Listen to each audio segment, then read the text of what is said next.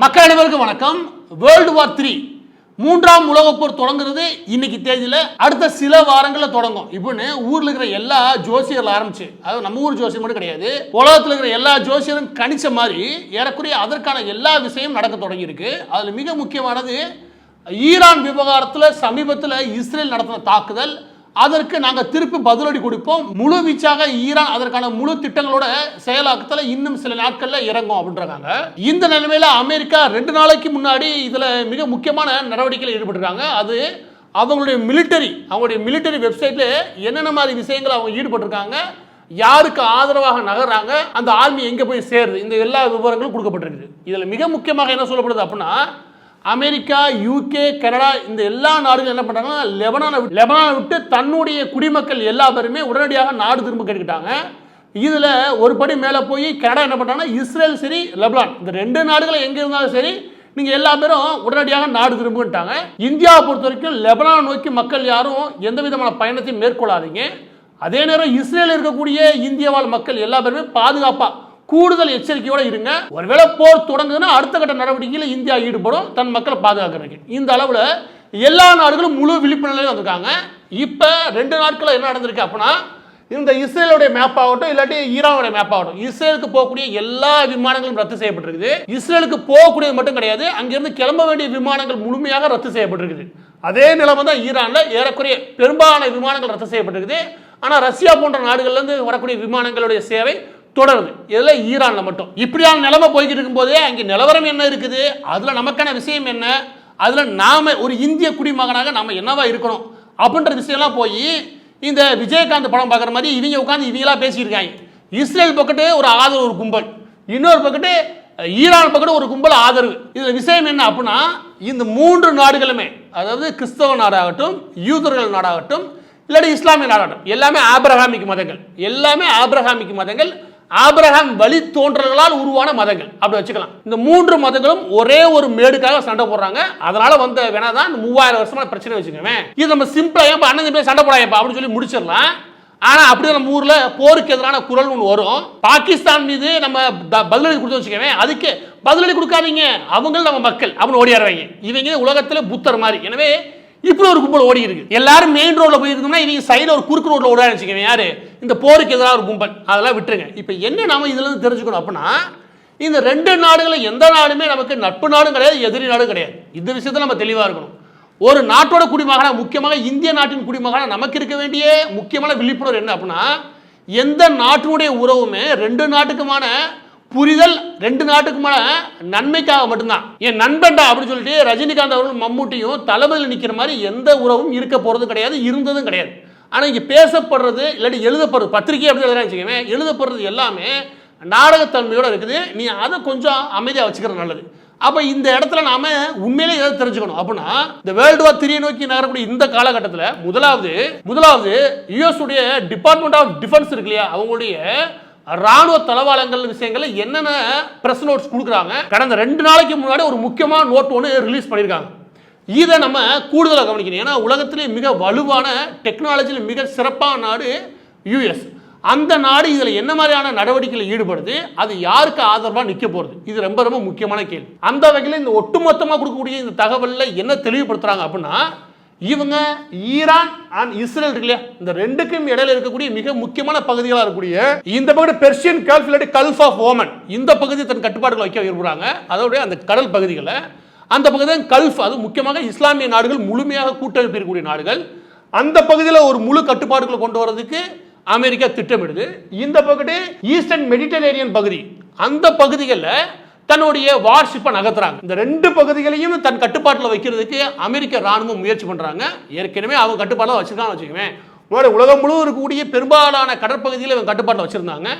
சமீபத்தில், அதாவது ட்ரம்ப் வந்ததுக்கு அப்புறம் அதை குறைச்சிக்கிட்டான்னு வச்சுக்கோங்க. ஆனால் பொதுவாகவே உலகம் முழுவதும் சர்வதேச எல்லை தாண்ட எல்லா பகுதியிலுமே அமெரிக்கா தன் வசம் இல்லாட்டி தன் கட்டுப்பாட்டில் வைக்கிறதுக்கான முயற்சியில் ஈடுபடும். அதில் மிக முக்கியமாக இந்த வேலையில தீவிரப்படுத்திருக்காங்கன்ற நோட்ஸ் தான் இந்த பிரஸ் நோட்ஸ் கொடுக்குது. அதில் ரொம்ப தெளிவாக சில விஷயங்கள் சொல்கிறாங்க. இந்த கல்ஃப் ஆஃப் ஓமன் இருக்கு இல்லையா, அந்த மத்திய கிழக்கக்கூடிய அரபு நாடுகளுக்கு நடுவில் கொண்டு போய் அந்த ஷீலை நிப்பாட்டுறது இல்லையா, அதுக்கு அனுப்பியிருக்கக்கூடிய கப்பல்களுடைய விவரங்கள் மிக முக்கியமானது. அதில் மிக முக்கியமானது இந்த USS Abraham Lincoln carrier strike குரூப்னு ஒன்று இருக்குது. அதாவது விமானம் தாங்கிய கப்பல், அது முக்கியமாக ஆப்ரஹாம் லிங்கன் பேர்ல கூடிய விமானம் தாங்கிய கப்பல். இந்த கப்பல் தன் மட்டத்தில் மட்டுமே, தன் மேல் மட்டத்தில் மட்டும் 90க்கு மட்டுமே ஃபைட்டிங் ஜெட் இருக்கு இல்லையா, அதாவது போர்க்காலத்தில் தேவைப்படக்கூடிய போர் விமானங்கள் இருக்கு இல்லையா, அந்த போர் விமானங்களை தாங்கி நிற்க வல்லது. அதோட சேர்த்து 30க்கும் மேற்பட்ட ஹெலிகாப்டரையும் தாங்கும். இந்த விமானம் தாங்கிய போர்க்கப்பலை எதை நோக்கி நகர்த்திருக்காங்க அப்படின்னா, இந்த ஈரானுக்கு பக்கத்தில் மிக முக்கியமாக இந்த கல்ஃப் ஆஃப் ஓமன் நோக்கி நகர்த்திருக்காங்க. சுற்றி அரபு நாடுகளுடைய ஒட்டுமொத்த மூவ்மெண்ட்டையும் கண்காணிக்கிறது, அது தன் கட்டுப்பாட்டில் வைக்கிறது. ரெண்டாவது மிக முக்கியமானது என்ன அப்படின்னா, இவங்கள்ட்ட இருக்கக்கூடிய மிக சக்தி வாய்ந்த அடுத்த விமானம் தாங்கிய போர்க்கப்பல்கள் இருக்கு இல்லையா, இதில் யுஎஸ்எஸ் ரூஸ்வெல்ட் இருக்குது. இந்த யுஎஸ்எஸ் ரூஸ்வெல்ட்டும் இதே அளவுக்கு, அதாவது சுமார் 100 விமானங்களை தாங்கி நகரக்கூடியது. இதை அந்த பகுதியில் ரீப்ளேஸ் பண்ணி இவங்க எந்த பகுதி கொண்டு போறாங்க அப்படின்னா, அந்த ஈஸ்டர்ன் மெடிட்டரேனியன் பகுதி இல்லையா, அந்த பகுதியில் கொண்டு போறாங்க. இப்போ இதையே நம்ம தெரிஞ்சுக்கணும், இது ரொம்ப முக்கியமான கேள்வி. ஏன் அப்படின்னா, பொதுவாக இந்த மாதிரி போர் விமானங்களை தாங்கி செல்லக்கூடிய கப்பல்கள் இருக்கு இல்லையா, இதுக்கு ஸ்பேர் இருக்கு இல்லையா, அது மட்டும் சுமார் 2 லட்சத்துலேருந்து 3 லட்சம் ஸ்பேர் இருக்கும். இந்த ஸ்பேரில் ஏதாவது ஒரு ஆர்டரை உங்களால் எடுக்க முடியும், இல்லாட்டி ஒரு டெக்னாலஜி உங்களால் கூட்ட முடியும். அதோட டெக்னாலஜி உங்களால் கூட்ட முடியும், அதோடைய திறனை மேம்படுத்த முடியும்னு வச்சுக்கோங்க. இங்கே நீங்கள் பெரும் கோடீஸ்வரன். அதாவது நான் என்ன சொல்கிறேன் அப்படின்னா, இந்த நிகழக்கூடிய ஒட்டுமொத்த மூவ்மெண்ட் இருக்கு இல்லையா, இதில் டெக்னாலஜிக்கலாக நம்மளுடைய நாடு வலுவாக நகர்றதுக்கு இதுலேருந்து நம்ம என்ன பாடம் கற்றுக்கணும். ஏன்னா இதை தாண்டி நம்ம கையில் எதுவுமே கிடையாது. நம்ம கையில் என்ன இருக்குது, இதை படிச்சுட்டு சும்மா உட்காந்து சண்டை போறது கிடையாது, அது தேவையில்லாத வேலை. இதுல டெக்னாலஜிக்கலா மிக முக்கியமாக அமெரிக்கா மற்ற நாடுகளில் எப்படி வலுவான நாடா இருக்கு, அதற்கு மிக முக்கியமாக இருக்கக்கூடிய அதனுடைய ராணுவ பலம் இருக்கு இல்லையா, அது எப்படி நகருது, இது தயவுசெய்து சொல்றேன், உத்து கவனிச்சுன்னா ஏகப்பட்ட சுவாரஸ்யமான விஷயங்கள் கிடைக்கும்.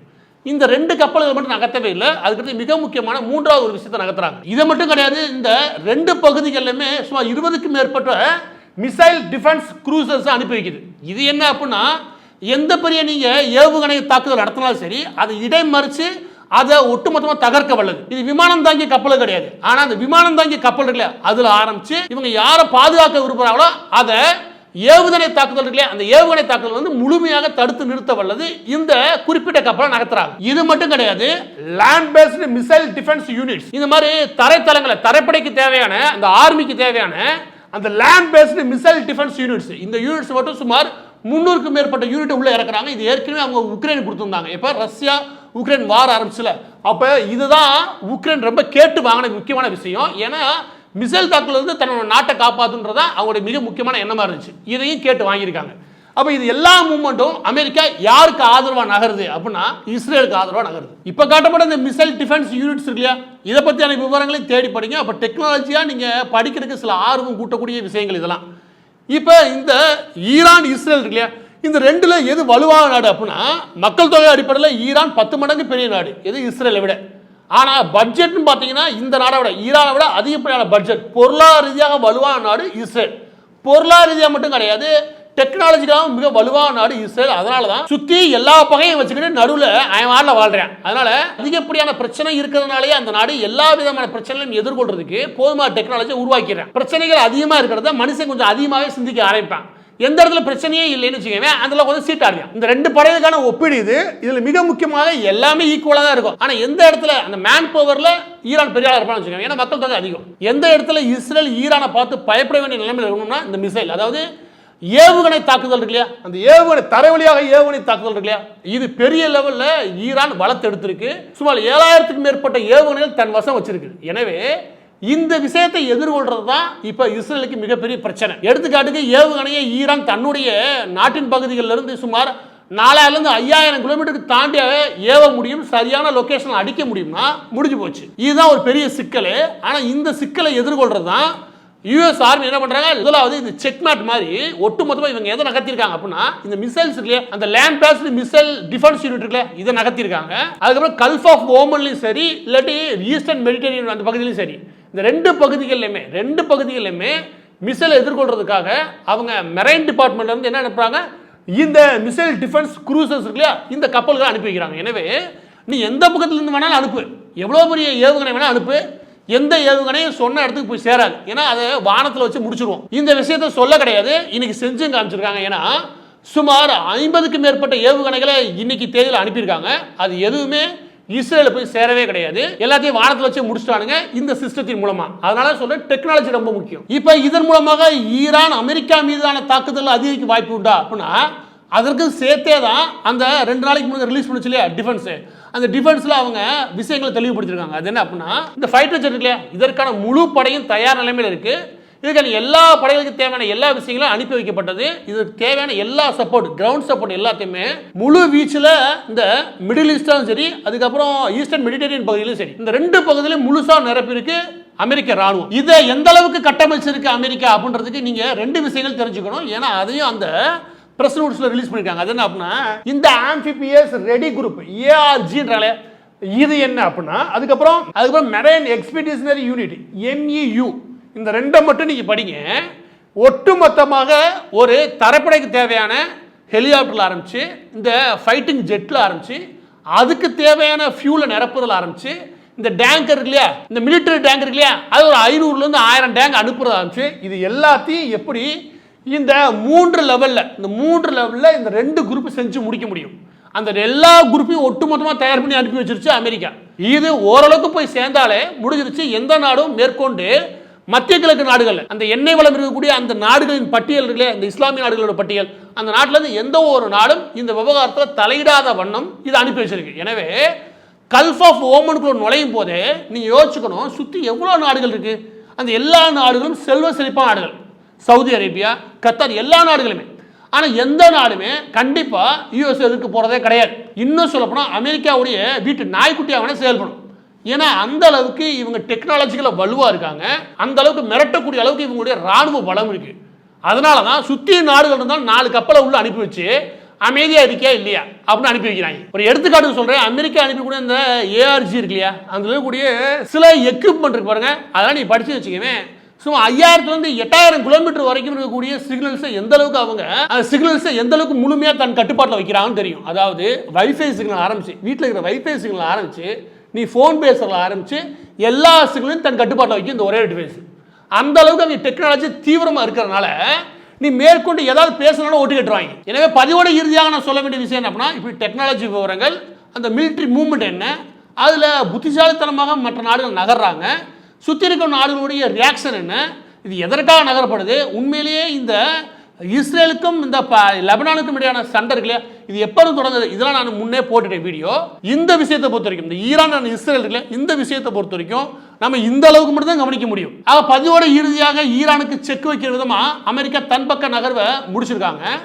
இது அவங்க பக்கத்துக்காக முடிச்சிட்டான்னு வச்சுக்கோங்க. இப்போ ஈரான் சும்மா இருக்குமா அப்படின்னு கேட்டீங்கன்னா, ஈரானுக்கு எப்பொழுதும் ஆதரவாக இருக்கக்கூடிய நாடு ரஷ்யா, ரஷ்யாவுக்கு பின்னாடி நிற்க போகிறது சீனா. எனவே இது 2 பகுதியாக நகருது. எப்படி வேர்ல்டு வார் 2 நகர்ந்ததோ அதே நகர்வை தான் இங்கேயும் பார்க்க முடியுது. ஆனால் கூடுதல் பொறுப்போட நகர்றாங்க, அவ்வளோதான் தவிர. ஆனால் 2 பகுதியிலும் நகர்வு இருக்கு. இப்போ அமெரிக்கா இங்கே நகர்ந்துட்டாங்க, இதுக்கப்புறம் ரஷ்யா நகருக்கான முழு வாய்ப்புகள் உண்டு. அது என்ன அப்படின்னா, எப்படி அமெரிக்கா இஸ்ரேலுக்கு தேவையான எல்லா டெக்னாலஜி கொடுக்குறானோ அதே மாதிரி ரஷ்யா உள்ள இறங்க ஆரம்பிச்சிருக்காங்க இப்போதான். அதில் என்ன அப்படின்னா, அந்த முர்மன்ஸ் ஜாமிங் கம்யூனிகேஷன் சிஸ்டம் ஒன்று இருக்குது. நான் முன்ன சொன்னேன் இல்லையா, அவங்க உளவு பார்ப்பாங்கன்னு, அந்த உளவு ஒட்டுமொத்தையும் தடுத்து நிறுத்துற வேலையை இது பார்க்கும். இது மாதிரி நீளமாக ஆண்டனா ஒன்று நிப்பாட்டிடுவாங்க. அந்த ஆண்டனா என்ன பண்ணுவோம் அப்படின்னா, 5000 8,000 கிலோமீட்டரில், அதாவது எங்கே நிப்பாட்டுறாங்களோ அங்கேருந்து, அதாவது ஈரான்லேருந்து இஸ்ரேல் வரைக்கும் கிடையாது, அமெரிக்கா வரைக்கும் வச்சுக்கோங்களேன், அந்த பகுதி வரைக்கும் இருக்கக்கூடிய எல்லா சிக்னலும், அந்த பகுதி வரைக்கும் இவங்க சிக்னலை பாதுகாப்பாக அனுப்ப முடியும். வேற எதுவும் இவங்களோட இன்டர்ஃபியர் ஆகாத அளவுக்கு தடுத்து நிறுத்தவும் முடியும். எனவே ஒரு land based marine based missile defence unit அவங்க கையில் இருக்கலாம். ஆனால் அந்த டிஃபென்ஸ் யூனிட் வேலை பார்க்காத அளவுக்கு, போதிய நாலேஜ் அவங்க கைக்கு போய் சேராத அளவுக்கு அதை தடுத்து நிற்கான யூனிட் ரஷ்யாட்டே உண்டு. இதான் பிரச்சனையே. இங்கே 2 நாடு, அந்த 2 நாடு மட்டும் சண்டை போடுறது வச்சுக்கோங்க, பிரச்சனை கிடையாது. இதில் 2 வல்லரசுகள் உள்ள நுழையும் போது இருக்க சிக்கல் என்ன அப்படின்னா, டெக்னாலஜி உள்ள வருது. கடைசியாக எது வந்து சண்டை போடுது, டெக்னாலஜி தான் சண்டை போடுது. ஓன் டெக்னாலஜியா ஏன் டெக்னாலஜி, நமக்கு என்ன தேவை, நம்ம எப்படி டெக்னாலஜியை புரிஞ்சுக்கிறது, அதை மேம்படுத்துறது. அந்த அளவில் மட்டும் நீ கவனிச்சு வச்சுக்கவே, இது சுவாரஸ்யமாக இருக்கும். வேற வழி